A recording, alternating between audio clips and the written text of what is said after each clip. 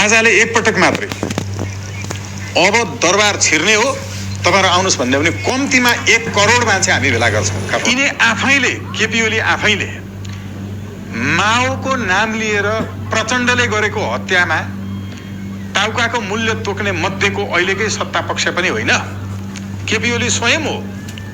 उहाँको पनि सरकारले टाउकाको मूल्य कायमै राखेको कुनै प्रयोजन भेटिएन भन्ने प्रतिवेदन तयार गर्यो र मलाई छोड्दाखेरिको प्रतिवेदनमै कुनै आधार कारण र तथ्य प्रमाण नभेटिएको हुँदा आफ्नो ल फर्ममा बसेर आफ्नो व्यावसायिक काम गरिरहेको अवस्थामा पक्राउ मलाई गर्दाखेरि म सँगसँगै यो देशका विशिष्ट समाजसेवी डाक्टर अमित देव लगायत अरू 2 जनाको चाहिँ मैले डिस्क्लोज नगरौँ, जो नेपालको राम्रै पाइलट हुनुहुन्छ, अर्को एकजना व्यवसायी हुनुहुन्छ र मैले भन्दै थिएँ कि म मेरो व्यवसायिक काम गरिरहेको छु, मेरो काम गरिरहेको छु।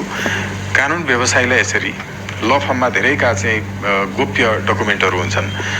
योभन्दा पूर्व शम्भु थापाज्यूको सवालमा यस्तै हुँदा बार एसोसिएसनले विज्ञप्ति जारी गर्यो। अहिले बार एसोसिएसनले गरेन, एकजना पार्टी कार्यकर्ता वकिलको नामको जो हुनुहुन्छ उहाँले चाहिँ गर्यो। म कुनै पनि पार्टीको सदस्य अहिलेसम्म छैन, त्यसैले गरेन। तर उहाँहरूले वकिलकै सङ्गठनले मलाई आन्दोलनको योजना बनाइरहेको थियो भने पनि प्रहरीले त्यस्तो होइन भनेर चाहिँ छोडेको एउटा। दोस्रो कुरा हो कि भने ढोकामा माथिपट्टिको जुन खाली भाग हुन्छ मूल ढोकामा त्यसलाई फोडेर अनि प्रवेश गरेर छोडिएको थियो। तर प्रहरीले यसमा मेरो सवालमा निष्पक्ष उसले अनुसन्धान गरेर जे फाइन्डिङ पायो त्यसका आधारमा चाहिँ म्याद थप। यसको मतलब प्रतिशत सबै दलहरूले पक्राउ गर्नका लागि म्याद थप्नका लागि दबाब दिएको थियो प्रहरीलाई, तर प्रहरीको नेतृत्वले त्यो दबाबलाई मानेन। यो चाहिँ हो। मलाई यस पूर्व पनि अर्को एउटा घटनामा पक्राउ गर्नका लागि धेरै प्रयत्न प्रधानमन्त्रीले सभामुखले समेत गराएको, तर प्रहरी नेतृत्वले हामी अरू जुनसुकै मुद्दा भन्नुस् अनुसन्धान गर्छौं, तर यस्तो नचाहिने मुद्दामा हामी अनुसन्धान गर्न सक्दैनौँ भनेर मलाई जे विषयमा अनुसन्धान गराउन खोजिएको थियो त्यो बेला म पुरै त्यहाँका प्रहरी प्रमुखहरूदेखि लिएर सीमा नाकाका प्रहरी समक्ष मेरो नियमित टेलिफोन कन्ट्याक्ट भइरहेको कल डिटेल्सले देखाउँथ्यो। मलाई त्यो बेलामा पनि फसाउन खोजिएको थियो।